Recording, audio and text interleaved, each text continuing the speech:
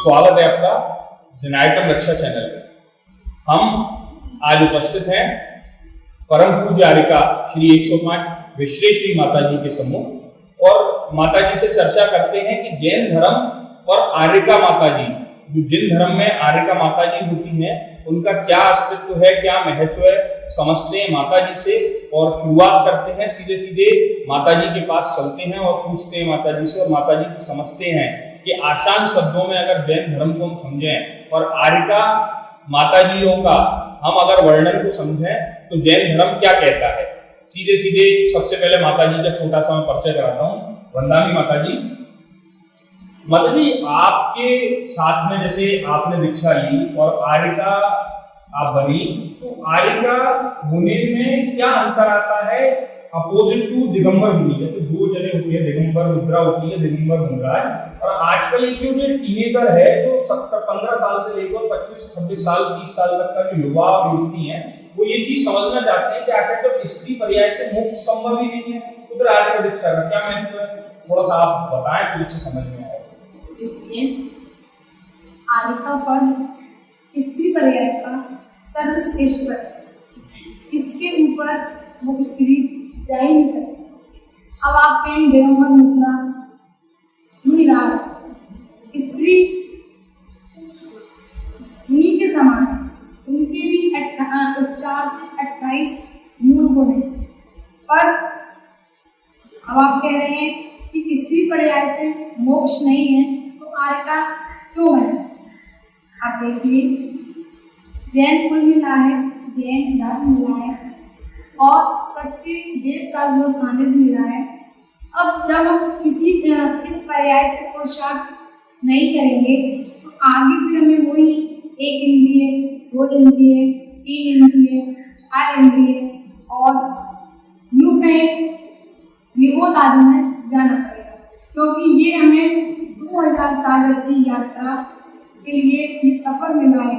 इसमें 16 पर्याय स्त्री, 16 पर्याय पुरुष और 16 पर्याय नपुंसक मिलेंगे।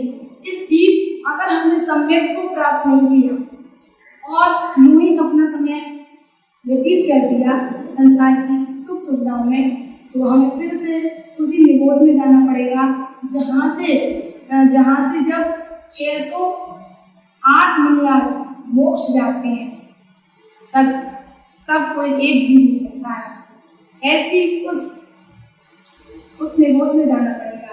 इसलिए जब जीव का पुण्य का उदय आता है तो स्वयं वो संयम की मार्ग पर अग्रसर होता है और आर्यिका बनना स्त्री पर्याय का सर्वश्रेष्ठ पद है।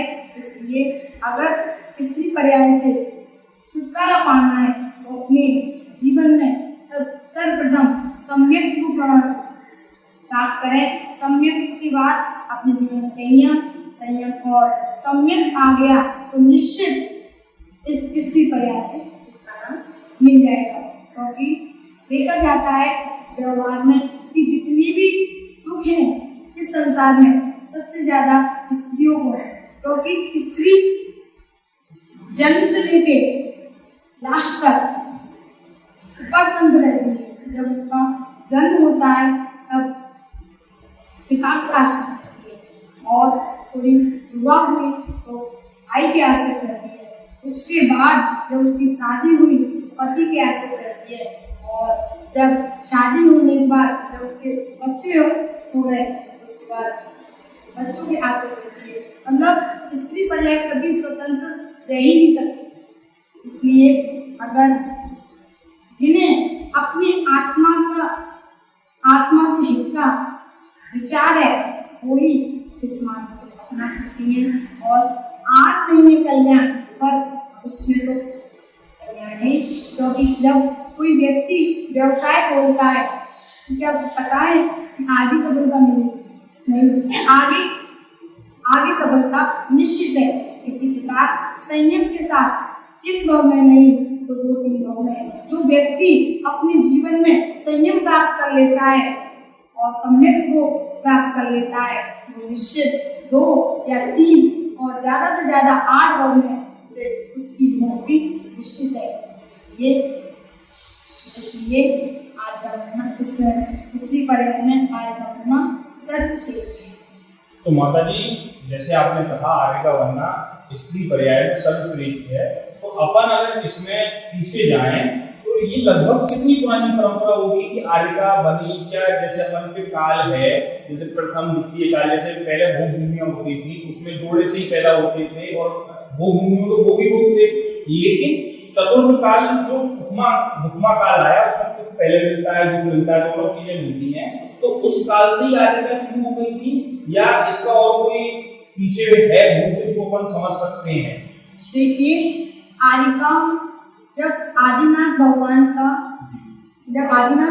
थे तब उनकी 2 पुत्रियां थी, तो उन्होंने एक ही संकल्प किया था कि हे पिताजी हम दोनों आपका सिर कहीं नहीं झुकने देंगे। तो इस संकल्प से उन्होंने आजीवन ब्रह्मचर्य किया और आर्य का दीक्षा ग्रहण किया। तो ये आदिनाथ भगवान के समय से चला था। आर्य का दीक्षा आदिनाथ भगवान के समय से चली आ रही है, पुरानी आर्य का दीक्षा होती है। तो माता जी इसमें भी जैसे मुनि महाराज होते हैं वो पद बिहारी होते हैं, है ना, और अपने साथ किसी भी प्रकार का परिग्रह नहीं रखते, एक बार आहार लेते हैं, तो आर्यका माता जी उसी तरह से है या उसमें भी कोई चीजों का बदलाव है या कोई अलग से ऐसी चीजें हैं तो आगम आर्यका माता जी को सहूलियत अलग देता है और मुनिराजों के लिए अलग व्यवस्था है, ऐसा भी कुछ है क्या? देखिए इसमें ये व्यवस्था है कि मुनिराज पंच परमेष्ठी पद में आते हैं और आर्यका माता जी में वस्त्र सहित दिखती हैं, ये दृष्टि का एक अंतर है। मुनिराज और आर्यकाओं की चर्या समान है, उनके भी 28 मूल गुण है, वो भी एक बार आहार करती हैं, वो भी पद विहार करती हैं, वो भी यशोच करती हैं, वो भी जमीन में सोती हैं और एक टाइम आहार करके बस उनके स्त्री पर्याय की मजबूरी के कारण उनकी आगे 105 लगता है, उसमें 3 मूल कम होती हैं, एक स्नान करना, एक वस्त्र और तीसरा पेट के आहार। ये एक स्त्री पर्याय का दोष है, वो अपनी शक्ति के अनुसार पूरी शक्ति लगा देती हैं और अपने 28 मूल का पालन करती हैं, पर कुछ जो पर्याय की मजबूरी है उससे वो मजबूर रहती है। इसलिए साधु की और आर्यकाओं की चर्या में कोई अंतर आता है तो ऐलक और क्षुल्लक, जो ऐलक जी होते हैं वो यानी पुरुष पर्याय में होते हुए भी उन्हें अपने शरीर से महत्व है, इसलिए 2 मीटर की दूरी लगाए रहते हैं, इसलिए वो आर्यकाओं से छोटे होते हैं। अच्छा जी, ऐलक जी और आर्यका माता जी से छोटे होते हैं। तो माता जी इसमें जैसे आपने बताया कि ये पर्याय में ही दोष है जो 3 मूल कम होते हैं, तो फिर आपको जैसे आपको कैसे भाव आए कि आपको भी आर्यका बनना है, इसी पद पर आगे बढ़ना है, मतलब आपके साथ ऐसा क्या हुआ? देखिए हमारे वैराग्य का कारण ये था, हम एक दिन वंदना के लिए मंदिर की यात्रा की मम्मी पापा के साथ, चतुर्दशी का दिन था, अनंत चतुर्दशी का दिन था, तो अचानक मंदिर से जैसे ही बाहर जा रहे थे तो एक व्यक्ति अपनी पत्नी को बहुत तेज मार रहा था और उसकी बेटी थी बड़ी, वो कह रही पापा छोड़ दो, पता नहीं किस पुण्य कर्म का हो गया था। उसी टाइम ऐसे भाव आए कि स्त्री की यही स्थिति है, अगर स्त्री अपनी पति की मानती रहे तो ठीक, और जहाँ स्त्री ने अपनी चलाई वहाँ जो दुष्ट स्वभावी होते हैं, दुष्ट विचार होते हैं, वो उनके साथ दुष्ट व्यवहार करते हैं। तो उसी दिन से मन ऐसा विचलित हुआ कि शादी नहीं करनी, पर पुण्य का इतना तीव्र उदय चल रहा था कि शादी नहीं करनी तो आखिर करना क्या है। उसी समक्ष पूज्य आचार्य श्री कृष्ण से 2 दीदियां 10 लक्षण पर्व में घर पे रुकी हुई थी, उनके साथ बैठना उठना रहा, जैसे ही उनकी चर्या ऐसे ही हमने सामायिक स्वाध्याय आदि किया, उनको सुना तो मन में आया अब तो इस मार्ग पे जाना है। और जिस दिन मैंने एक आर्यका माता जी को प्रथम आहार दिया था उस दिन मेरे लिए भाव हुए, मेरे जीवन में भी ऐसा दिन आए कि मैं भी गर्भपात में आहार करूं, जिससे जितने ये दोस्त पाप लगते हैं, अनसंगा पानी फैलता है, इतने सारे बर्तन मांजे जाते हैं, उन पापों से मैं बचूं। तो मेरा वैराग्य का कारण एक हस्बैंड वाइफ की लड़ाई देखना और दीदी का निमित्त। तो माता जी, जब आप सबसे पहली बार संघ से जुड़ी, आचार्य आपके दीक्षा गुरु आचार्य विनम्र सागर जी महाराज हैं, आचार्य विराट सागर जी के प्रमुख शिष्यों में उनका नाम आता है और उनकी आगे उपाधि भी उच्चारणाचार्य की। तो आप थोड़ा सा जैसे बताएंगी कि किस तरीके से आप जब पहली बार संघ में गई तो वहाँ पर क्या था, कैसा था, जिससे चीजें, और एक आर्यकारी के लिए, मतलब जैसे एक आप जब आर्यका तो भी एक नई लड़की के लिए किसी नई जगह पर जाना और वहाँ के एटमोस्फेयर को देखना, एडजस्ट होना वहाँ की चीजों में, तो क्या ये एक आसानी थी, सुलभता थी, या कुछ ऐसा भी चीजें होती हैं जो वहाँ पर भी आपको कोई पर्टिकुलर समस्या जो आप कह रहे हो कि स्त्री पर्याय में होती है, आपने उनकी लड़ाई देखी, तो कुछ ऐसा इधर भी होता है या इधर ऐसा कुछ नहीं होता? ये चीजें देखिए, ये संसार है, संसार में सुख कहीं नहीं है, चाहे आप घर में रहें, चाहे आप संग में रहें। अगर आपको अपने कर्मों का चिंतन है कि हाँ जो सब कुछ हो रहा है मेरे पाप और पुण्य पर निर्भर करता है, तो आप उस दुख को आसानी से सहन कर लेंगे। और अगर आप इसमें लगे रहे, इसने ऐसा किया, इसने ऐसा किया, मैं इसको छोड़ूंगा नहीं, तो आपके लिए संयम मार्ग भी दुश्वार हो जाए। तो जब हम पहली बार 2009 में जब हम आचार्य श्री के पास गए तो वहाँ तो ये लगन लगी थी कि मुझे तो गुरु जी की सेवा करनी है और उनके सानिध्य में रहकर अपनी आत्मा का कल्याण करना है। कुछ दृश्य में भी जैसे देखे, थोड़ी विपरीत स्थिति भी आई, पर मन में ये अटूट विश्वास था कि मैं ऐसा अपने जीवन में नहीं करूँगी। मैं समता भाव में रहकर अपनी इस आत्मा का कल्याण करूँगी। तो माता जी, फिर आपको जैसे आपने 2009 से संघ में पहुंची, तो फिर आपकी दीक्षा कितने साल, मतलब आप साथ में रही, फिर दीक्षा हुई, क्या हुआ, तो वो भी आप बताएं। तो देखिए, 2009 में हम संघ में पहुंचे तो आपको हम बता दें, आचार्य श्री हमारे गृहस्थ अवस्था के चाचा जी होते। अच्छा। तो हम वहाँ रहते थे, तो सारी मतलब पूरी साधनाएं चलती थी। हमने केश भी किया था, पैदल ध्यान भी करते थे, एक आसन भी करते थे, अंतराय का पालन भी करते थे। तो अब थोड़ा सा संघ की व्यवस्था जो होती है संभालने के लिए, तो आचार्य श्री ने थोड़ी सी जिम्मेदारियां भी दी थी, उस कारण हमारी दीक्षा 2017 में हुई और हम दीक्षा लेने के लिए 2013 में तैयार थे, परिपक्व हो गए थे, क्योंकि सारी साधना उस समय करते थे। 3 टाइम सामायिक, स्वाध्याय, वैदिक आदि सारी क्रियाएं उसमें करते थे। और आचार्य श्री का आशीर्वाद रहा और जब जीव का पुण्य का उदय आता है तभी दीक्षा होती है। तो हमारी दीक्षा 2017 में 8 साल।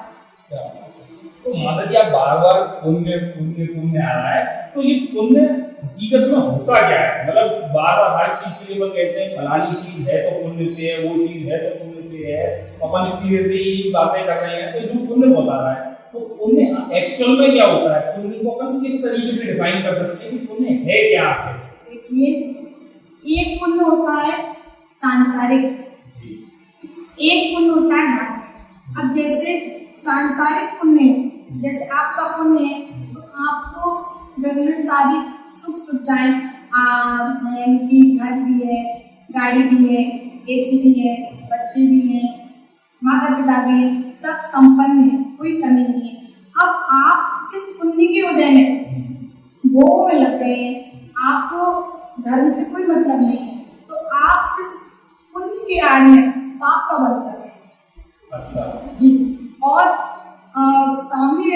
आपका पुण्य आया, आपके भाव बने कि मैं आलू छोड़ दूं, रात्रि भोजन छोड़ दूं और अभिषेक करूं, तो आपका ये जो जो पुण्य का उदय चल रहा है उसमें आपको अनपुण्य का ही बंद होना है।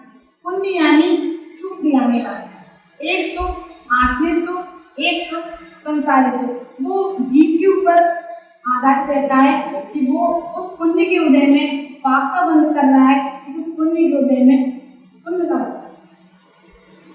तो माता जी अब इन सब चीजों से अगर अपन समझें तो फिर आचार्य जैसे आपने कहा कि आपके पास संघ में व्यवस्था भी थी, आपके ऊपर जिम्मेदारी भी थी, आपकी 2017 में दीक्षा हुई, तो फिर आप मतलब ये जो अलग संघ से आपने विहार करा, आचार्य श्री की इसमें पूरी आज्ञा थी या क्या ऐसा था कि जैसे संघ तो आचार्य श्री का बहुत बड़ा आचार्य सागर जी का संघ आज बहुत बड़ा संघ है, सारे अच्छे अच्छे साधु हैं, मतलब सब ज्ञानी है, तो फिर आप अलग से आपने विहार करा, कैसे प्रभावना करने की आपके मन में आया कि मैं अलग से प्रभावना करूं? आचार्य श्री का संघ लगभग 22 पीछियां हैं। 22 पीछियों में आचार्य श्री ने वर्तमान में 5 जगह संघ को बांटा। वर्तमान अभी उनके पास लगभग 14 पीछे साथ में जी। आप कह रहे हैं कि हम अलग तो निकले, अलग जहाँ मन में थोड़ी सी भी संक्लेशता अशांति हो, हमने घर छोड़ा अपनी हाथ फल गए, और जहाँ हमें लग रहा है कि हमारे 24 घंटे संक्लेशता में जा रहे हैं, अशांति में जा रहे हैं, तो उस द्रव्य क्षेत्र काल को छोड़ देना ही सार्थक। तो मतलब आप लगभग कब से आपने विहार करा, संघ में से कब विहार करा आपने? हमने संघ से विहार 2022 29 नवंबर सोनागिर में आचार्य श्री की आज्ञा सहित दोनों आंखों से आशीर्वाद सहित ही सोनागिर में हम हुए थे। कुछ विषय होते हैं जो समझाए नहीं जाते, पर जहाँ मन में शांति ना हो, संक्लेशता हो, उस द्रव्य को छोड़ देना ही सार्थक। तो माता जी अब इसमें जिस तरीके से अपन चलते हैं, जैन धर्म है अपना, वो विशेष रूप से स्वतंत्रता का ही प्रतीक है। जो साधुओं को बताया गया है, सिंह वृत्ति का बताया गया है कि दिगंबर मुद्रा माने सिंह प्रवृत्ति, कि जिस तरीके से शेर स्वतंत्र रहता है और सिंह की माफिक रहता है, उसी तरीके से दिगंबर साधुओं को बताया गया है। लेकिन आज ऐसा नहीं लगता कि साधु भी कहीं ना कहीं स्वतंत्र होते जा रहे हैं। आपने बड़ी युवावस्था में दीक्षा ले ली, घर का त्याग कर दिया, तो कहीं ऐसा नहीं लगता कि पता अपन वहां ज्यादा स्वतंत्र रहते यहाँ की अपेक्षा भी। ऐसे अपन को यहाँ पर एक सामाजिक बंधन है कि वो क्या कहेगा, कि वो व्यवहार की चिंता है अपने साथ में, तो ये सब चीजें कैसे मतलब मैनेज हो पाती है? देखिए, साधु जीवन परतंत्र नहीं है, बस एक ही अवस्था में साधु परतंत्र है, ओनली आहार। श्रावक के द्वारा परतंत्र, श्रावक आएगा, पढ़ाएगा, तब साधु आहार करने जाएगा। वैसे साधु का जीवन स्वतंत्र है, स्वतंत्र तो होना चाहिए, पर स्वच्छंद नहीं होना चाहिए जी। स्वतंत्र यानी स्वतंत्र रहो, शांति से रहो, अपने कर्तव्यों का, अपने 28 मूल गुणों का, 28 जो प्रतिकर्म होते हैं उनका बिल्कुल निस्वार्थ भाव से, निश्चित परिणामों से उनका पालन करो। अगर कहीं स्वास्थ्य में अनुकूलता नहीं है, तो अगर कहीं 19 जैसे कि सामायिक कर रहे हैं, सामायिक में देखना पड़ा, उसके लिए आचार्य ने प्रायश्चित बतलाया है। पर स्वतंत्र तो रहो, स्वच्छंद नहीं कि मन में आया आप अकेले रह रहे, मन में आया तो सामायिक की, मन में आया नहीं की। ऐसा किया तो ये पीछे का मंडल सुमेरु पर्वत के समान, इसका सुमेरु पर्वत के समान इसकी भीड़ लग जाएगी, पर इस आत्मा का कल्याण। तो माता जी आप जैसे अपन जैन धर्म का अगर बेसिक समझे, आज लोगों को कुछ चीजें समझ में नहीं आती हैं, जिससे आजकल बड़ा भ्रम हो जाता है। कहीं कहीं पर कोई कुछ बताता है, कोई कुछ बताता है। अपना धर्म पहले तो सिर्फ संप्रदायों में बटा था, जैसे दिगंबर, श्वेतांबर और स्थानकवासी, इन सब में अब जो धर्म की अब जो इस समय पर स्थिति है वो पंथों में और आ गया है, और पंथों के बाद संतों में। जैसे पहले पंथ आए कि 13 और 20, एक धड़ा था जो कहता था कि अपन 13 पंथ मानते हैं और 13 पंथ में पानी से अभिषेक कर रहे हैं, सूखे चावल चढ़ा रहे हैं, चटक चढ़ा रहे हैं, और वहीं 20 पंथ है वो कहता है कि हम पंचामृत अभिषेक करें और फल चढ़ाएं, फूल चढ़ाएं, सचित्र पूजा करें। जैसे अगर अपन बिल्कुल अगर एकदम लोग व्यवहार की भाषा में बात करें, सचित्र पूजा करें, ऐसा 20 पंथ कहता है, और 13 पंथ कहता है कि हम सचित्र पूजा ना करें। पहले तो आप ये समझिए सचित्र पूजा क्या है। सचित्र यानी साक्षात एक शास्त्र सामने विराजमान हो, उनके समक्ष पूजन करना सचित्र। अब आपका प्रश्न है पंथवाद, तो भगवान महावीर का जीवन मारीची अवस्था में उसने 363 मत जलाए थे, मिथ्या। वो मिथ्या के मत अभी वर्तमान में चल रहे हैं, इसलिए और आगम में कहीं ना 13 पंथी है ना 20 पंथी है। इसलिए हमारे गुरु बताते हैं कि ना हम आगम, ना हम 13 पंथी है ना हम 20 पंथी है, हम आगम पंथी है। आगम में साक्षात लिखा है कि फल, फूल, मेवा आदि चढ़ाने में कोई दोष नहीं। जब हम खा सकते हैं तो भगवान को चढ़ाने में कोई दोष नहीं। पर ये श्रावक लोगों की मान्यता है, अपनी अपनी विचार है कि जल से जीव हिंसा होगी। जब जल से चढ़ाने में, अभिषेक करने में जीव हिंसा हो रही है, जब श्रावक नहाता है और हिंसा नहीं होती वो, क्योंकि जब श्रावक नहाता है तो उस नहाने का पानी तो नाली में जाता है, तब तो हिंसा ज्यादा है। तो सबसे पहले श्रावक को नहाने का क्या करना चाहिए? अगर अभिषेक छोड़ता है तो सबसे पहले उसको अपनी नहाने का त्याग करना चाहिए। अब आप कहते हैं संतवाद भी चल गया है। देखिए भैया, ये पंचम काल है, सब अपनी अपनी ख्याति, दान, लाभ, पूजा में लग गए हैं, इसलिए कोई किसी को नहीं देखना चाहता। आगम ये कहता है कि जहाँ संत मिल जाएं तो उनको आपस में मिल जाना चाहिए, यही साधुता है।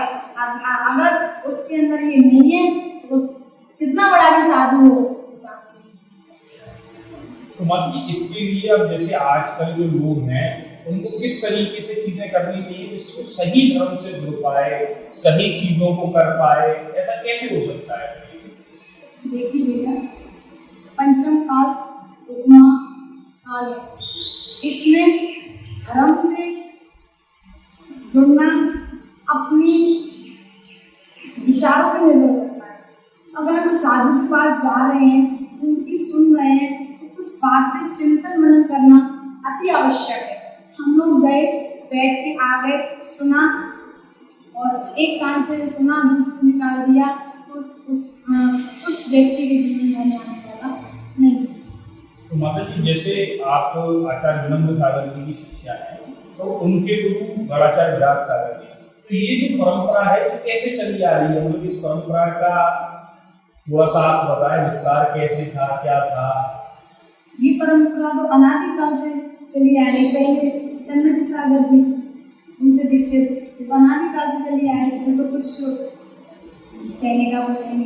तो माता जी, इसमें फिर ये आगे इसी तरीके से अपन अगर चले तो धर्म में अब क्या उद्देश्य होना चाहिए लोगों का जुड़ने का, लोगों से समझने का, कि किस तरीके से लोग जुड़ जाएंगे, किस तरीके से एक्चुअल जो जैनिज्म है, जो हकीकत का धर्म है, उससे लोग कैसे जुड़ेंगे? आज हर कोई अपनी अपनी चीजें, जैसे वो एक कहावत है ना, अपनी अपनी ढकी अपने अपने रात आदमी अलाप का वो चलता है, उसने कहा ये काम ऐसा होना चाहिए, ये काम ऐसा होना चाहिए। तो इसमें आप कैसे सोचती हैं?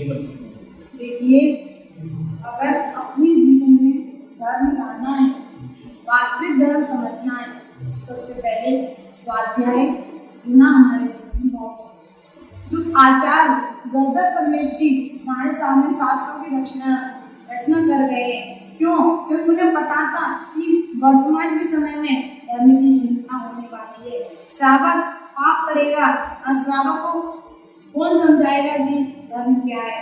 तो उन्होंने, उनका उपकार है, उनका उपकार में सहजता से स्वीकार करना चाहिए कि वो हमारे समक्ष शास्त्रों की रचना कर रहे हैं।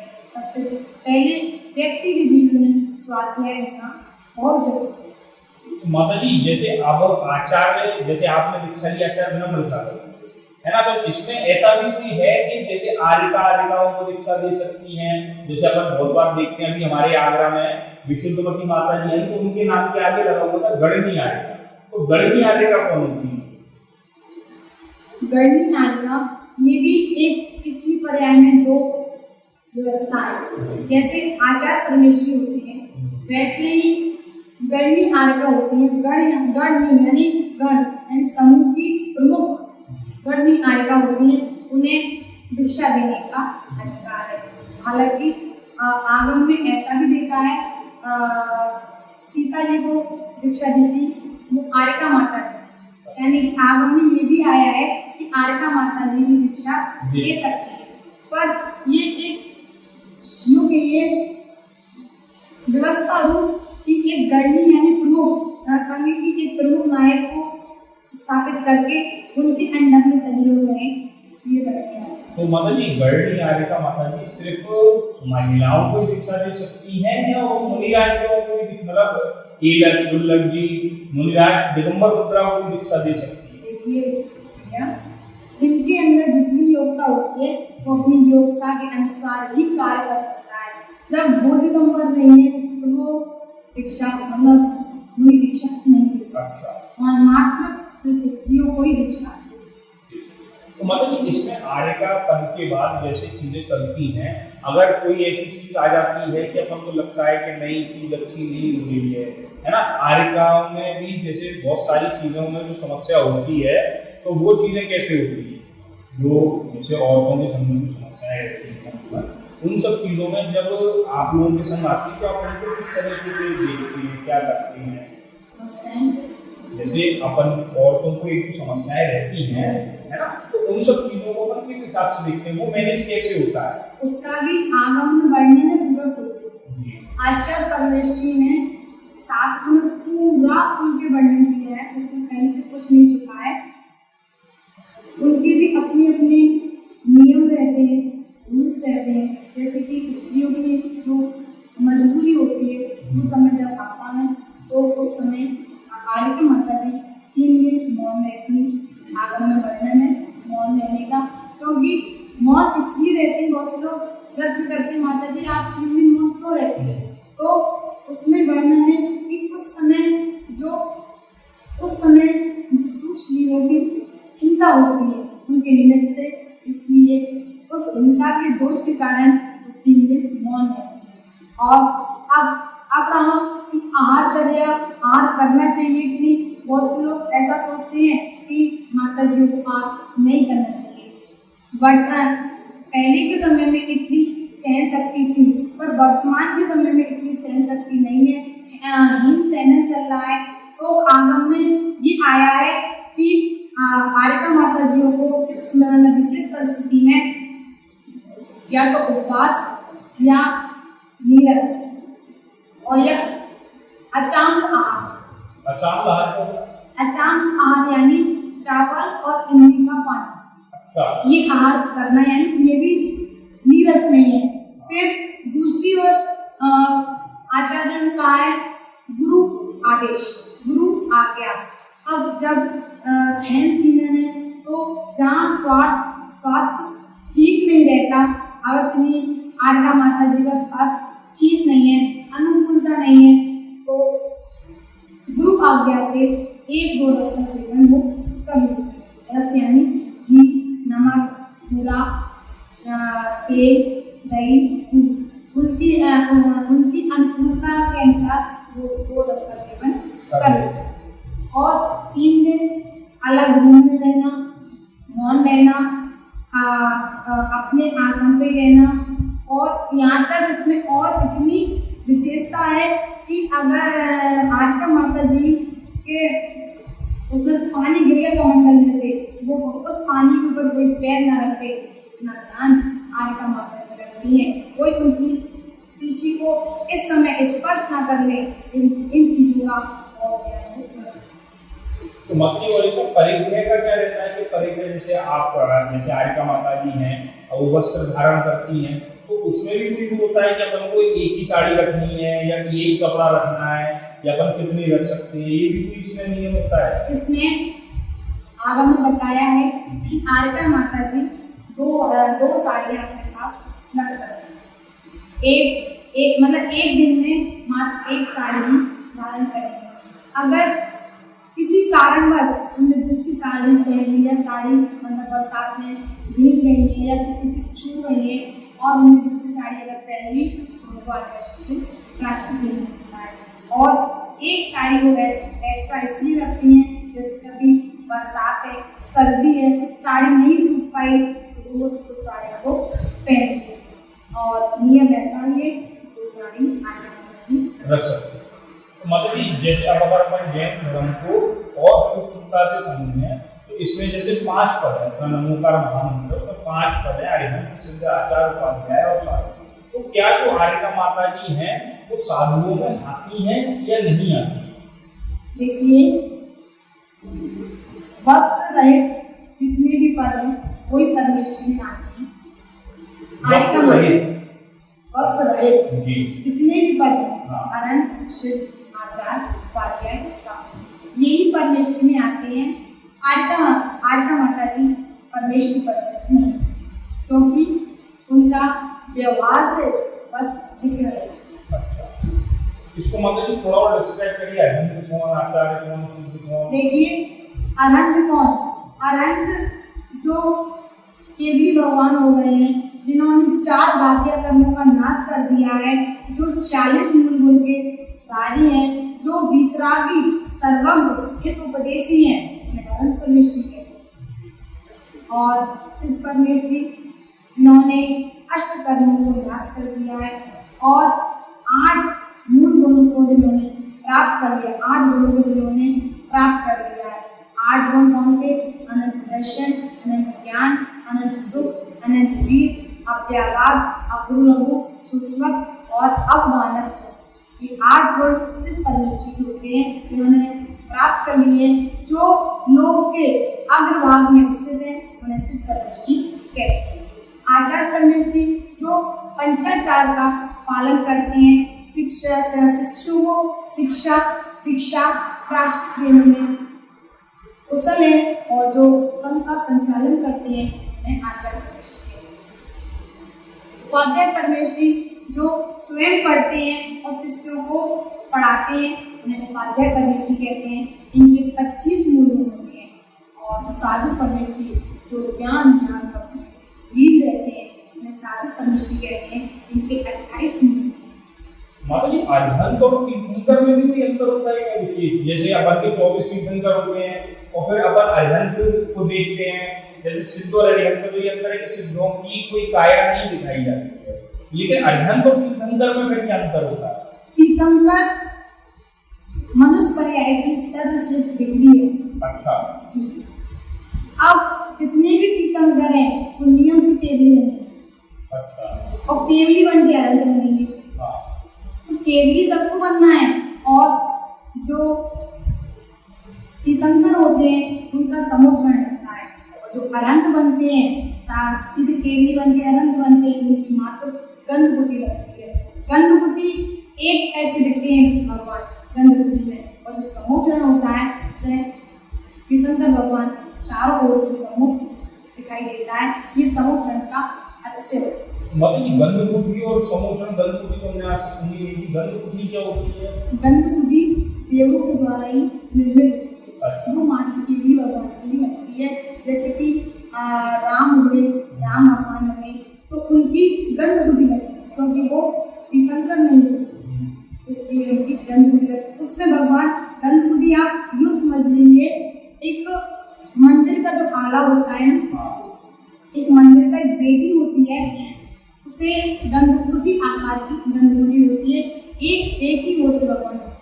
मतलब इसमें जैसे आपने कहा एक ही प्रकार, तो ये जैसे अपने अंतिम श्रुत केवली भद्रबाहु स्वामी हुए है ना, ये जम्बू स्वामी हुए, तो ये लोग भी केवली, ये इनके के नाम के आगे के भी लगा हुआ है। और फिर जैसे अपने जैसे बाहुबली भगवान हुए, भरत चक्रवर्ती हुए, या कामदेव हनुमान जी हुए, या और भी हैं जो मोक्ष गए, जिनकी आगे केवली नहीं लगा, तो इनमें और इनमें भी अंतर है किसी? नहीं, इनमें देखिए 7 प्रकार के भी होते। तो जो जैसे कि मुख के उदाहरण बता रहे हैं आपको, जैसे कि मुख के, तो मुख के भी उन्हें कहते हैं जिन्होंने दीक्षा के बाद मौन धारण कर लिया, जिन्होंने दीक्षा के बाद मौन धारण कर लिया, उन्हें मुख के भी कहते हैं। ऐसे आपके अंदर 7 प्रकार के। अब आप कह रहे हैं जम्बू स्वामी जी, जम्बू स्वामी जी सब ये भी भगवान द्वारा बने, ये भी बने। और फिर अरंत तो नियम से बनना है, क्योंकि अरंत बनके ही मतलब मोक्ष होने का अर्थ ही सिद्ध बनना है, या मोक्ष का भी सिद्ध और अहिंद में भी मतलब कुछ ऐसी चीज है, अलग अंतर है? मतलब जैसे कोई भी व्यक्ति, जैसे अपन कहते हैं सोना के पहाड़ से नंद कुमार के अलावा भी अनेकों लोग वहां से मोक्ष गए, और उसका कोई वर्णन नहीं है। मतलब कोई ज्यादा अपन अगर नाम ढूंढने बैठे तो नाम अपन को उसकी लिस्ट कहीं भी नहीं मिलेगी। तो क्या ये लोग सिद्ध माने गए, या केवली माने गए, या अहिंद माने गए? इन लोगों को अपन क्या माने? ये पहले तो केवली हुए, उसके बाद सिद्ध हुए। अच्छा। पर सिद्ध की श्रेणी में इनका नाम है। जो ये और मोक्ष गए, मतलब जो भी मोक्ष जाएगा वो सब सारे सिद्ध ही कहलाएगा। हाँ, अब आप कह रहे दो के नाम ही क्यों आए? अब जैसे द्वारिका में 700 मुनि राजों पर उत्सर्ग हुआ था, उसमें एक के नाम तो आया, उनकी संघ का। अब इतने नाम लेना आसान नहीं था, इसलिए जो संघ का नायक होता है उसका एक नाम लिया जाता है। उसी प्रकार सोना के रूप से नंग अनंग अंक मतलब जितने भी 5.5 करोड़ मुनि राजों से मोक्ष गए, उसमें सभी का नाम लिया है नंद और अनंत कुमार का नाम। तो मतलब फिर अगर जैसे अपन चीजों को और थोड़ा सा समझें, जैन धर्म कितना विशाल है, उसके अंदर हर चीज की इतनी तत्व चर्चा है। भगवान महावीर स्वामी ने कहा भी, वो अनेकांतवाद उन्होंने ही किया है। अनेकांतवाद उनके 5 नियम जो उन्होंने दिए, उसमें से मुख्य रूप से अनेकांतवाद था कि आप भी सही मैं भी सही। तो जब वो ये कहते थे कि आप भी सही मैं भी सही, तो फिर आज जो इतना विवाद चल रहा है चीजों में, जैसे श्वेतांबर कहते हैं, श्वेतांबर संप्रदाय कहता है कि हम ठीक हैं, दिगंबर संप्रदाय कहता है हम ठीक हैं, और इसमें भी अलग अलग भेद। तो फिर जब अनेकांतवाद है, तो फिर आज ये समस्याएं क्यों हो रही? महावीर भगवान कीर्तन करते छाया समय दृष्टि थी। अब हम छाया समय दृष्टि की तुलना श्रावकों से करेंगे, वो तो करना नहीं है ना, क्योंकि आज का श्रावक, पंचम काल का श्रावक समय दृष्टि बन जाए।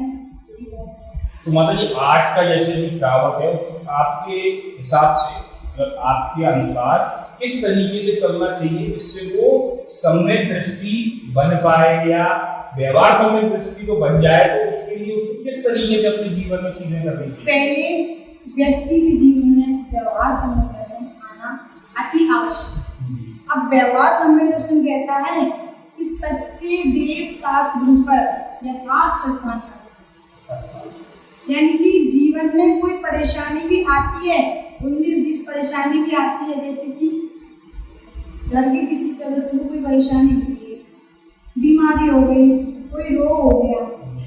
अब आप डॉक्टर के पास जा रहे हैं, डॉक्टर आपको औषधि दे रहा है, सब करा रहे हैं, आप पर सही नहीं है।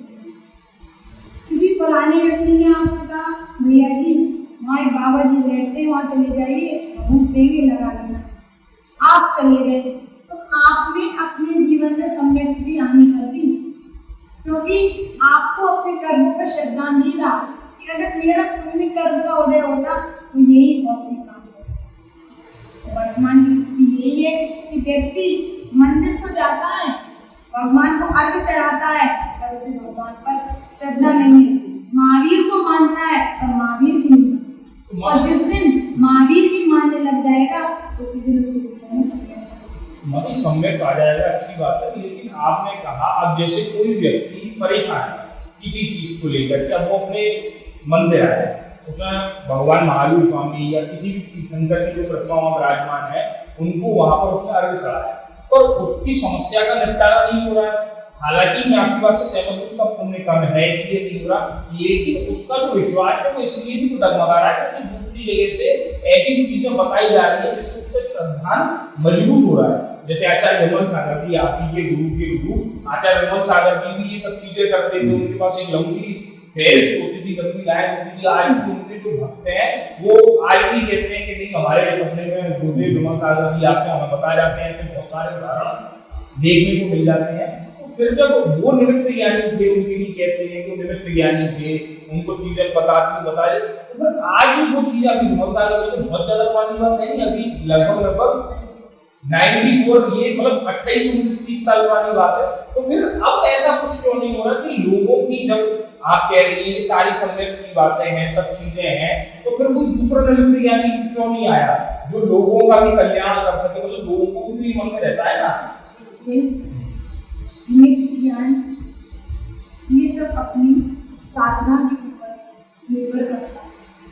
जितनी मुनिराजों की श्रेष्ठ साधना होती है, जितना त्याग श्रेष्ठ होता है, उतना उनके जीवन में उन्हें रिद्धि सिद्धियां प्राप्त होती है। वर्तमान में रिद्धि होने वाली तो नहीं है, तो निमित्त ज्ञान उनकी साधना, उनकी चर्या इतनी श्रेष्ठ थी कि उन्हें अपने जीवन में निमित्त ज्ञान पाया, उनका इतना वास्तव था। पर यहाँ बात हो रही है कि अन्य धर्म में व्यक्ति जाके अपना श्रद्धांजलि जमाता है, वहाँ हमारे अंदर मिथ्या पल जाता है। अब आपके निमित्त ज्ञान वर्तमान में क्यों नहीं हो रहे? क्योंकि भाव की शुद्धता नहीं हो रही है, और जहाँ द्रव्य क्षेत्र काल भाव की शुद्धता नहीं है, तो जहाँ साधुओं को आहार शुद्ध नहीं मिलेगा, तो वहाँ पर कैसे साधना शुद्ध होगी?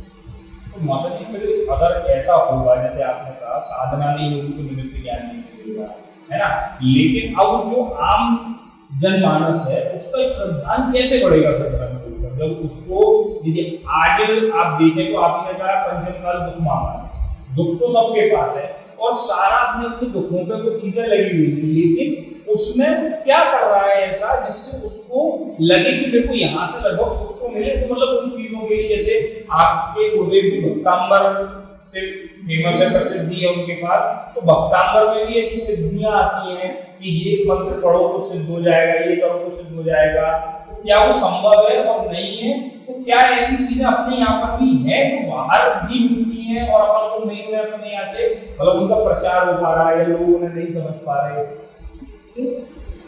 भक्तांबर चाहे भक्तांबर चाहे नमो कांड, इतनी शक्ति है, भरपूर शक्ति है, चाहे कल्याण मंदिर से बात आती है अपनी शक्ति। हम कितने विशुद्ध परिणामों से उसका जाप कर रहे हैं, उसका ध्यान कर रहे हैं। जैसे कि हम कोई भी छंद पढ़ते हैं भक्तांबर का, उस छंद के अर्थ में हमारा भाव जा रहा है कि नहीं? आजकल वर्तमान की स्थिति ये है, हम देखते हैं महिलाएं हो चाहे पुरुष हो, मंदिर जी में आते हैं, एक थाली में चावल दूसरी थाली में डाले, क्या कह रहे हैं पूजन, क्या कह रहा है उसका अर्थ, उन्हें किसी से कोई मतलब नहीं। बहुत से पुरुष ऐसे आते हैं, 2 पुरुष सुबह आ गए, उनने अभिषेक का जल भर दिया, अष्टग्रह तैयार कर दी, 2 लोग आए कलश डाल गए, क्या उन्हें पुण्य लगा? आप समय से आइए, उसमें अपने भाव जितने विशुद्ध परिणाम होंगे, जितने निर्मल परिणाम होंगे, उतनी हमारे अंदर भक्ति होगी, और जितनी भक्ति होगी भक्ति से मुक्ति है। कहते हैं भक्ति मुक्ति का आधार, भक्ति ही मुक्ति का कारण है। अब एक व्यवहार भक्ति होती है, एक निश्चय भक्ति होती है। साधु निश्चय भक्ति करते हैं, ध्यान में लीन होकर अध्ययन करके, चिंतन करके, मनन करके। श्रावक के अंदर वो इतनी कैपेसिटी नहीं है, इतनी योग्यता नहीं है, इसलिए उनके लिए व्यवहार भक्ति बताई गई है कि भाई जो पढ़ रहे हो उसके अर्थ में तो जाओ कि भगवान के गुण क्या कह रहे हैं। आप क्या बोल रहे हो? वहां पे नमस्कार आया तो कम से कम नमस्कार तो करो। त्रियोग यानी मन वचन का है। त्रियोग नमस्कार, 3 योगों से नमस्कार तो करो। पर आज की वर्तमान स्थिति में देखते हैं उसमें भाव तो कम, द्रव्य ज्यादा लगे। तो माता जी जैसे आप एक बात बताइए, जैसे आपने कहा कि भाव कम और द्रव्य ज्यादा लगेंगे, तो मैं तो आजकल ये देखता हूँ कि कुछ लोगों को तो पूजा करना ही नहीं आता। पूजा करना क्या नहीं आता, वो लोग आते हैं एक अपना उनका जो डेली रूटीन होता है उसे फॉलो करते हैं। तो क्या अपनी पूजा में जैसे रिद्धि सिद्धियों के मंत्र होते हैं, जैसे अपन उसे विनय पाठ से शुरू करके अपन जब तक देव साई गुरु की पूजा तक आ पाते हैं उसके बीच में ये सारा कॉन्सेप्ट होता है। जैसे अपन पहले विनय पाठ पढ़ते हैं, फिर स्वस्ति मंगल विधान और फिर परम ऋषि मंगल विधान। तो इन सब चीजों में भी कुछ है या ये सब चीजें क्यों पढ़ते हैं? पूजन में सर्वप्रथम विनय, उसका नाम ही विनय है। अब विनय यानी पूरे विनय भाव से पढ़ना। कितनी महिलाएं प्रतिदिन पूजन करती हैं, इनको ये नहीं पता होगा उस पाठ में कितनी बार नमस्कार करें। जब ये नहीं पता तो कहाँ है हमारे अंदर में। तो जब तक विनय नहीं आएगी तब तक व्यक्ति जुड़ेगा नहीं। और आचार्य ने कहा है विनय मोक्ष का। अब उसमें विनय नहीं आ रही आपके अंदर तो आगे कैसे आपके अंदर वो जो उसमें भाव दर्शाए गए पूजन में वो कैसे आएंगे? जैसे कहता है अपवित्र पवित्रो वा सुस्थितो दुस्थितो विवा न्यायति पंच नमस्कारः सर्व पापे प्रमुच्यते। अब यहाँ क्या कहा गया है? इतना सुंदर अर्थ है कि चाहे पवित्र हो चाहे अपवित्र स्थान पे हो, जहाँ हमने पंच परमेश्वर भगवान को ध्यायति पंच नमस्कारः, पंच परमेश्वर भगवान को ध्यान लिया, सर्व पापे विमुच्यते, सर्व पाप स्वयं ही गल जाते। चाहे पवित्र हो चाहे अपवित्र हो, व्यक्ति कहाँ पड़ता है इतनी गहनता से, कहाँ जाता है उसके अर्थ में? बस उसे ये रहता है कि मुझे पूजन करना है, मुझे घर जाना है। समय अगर 10 मिनट भी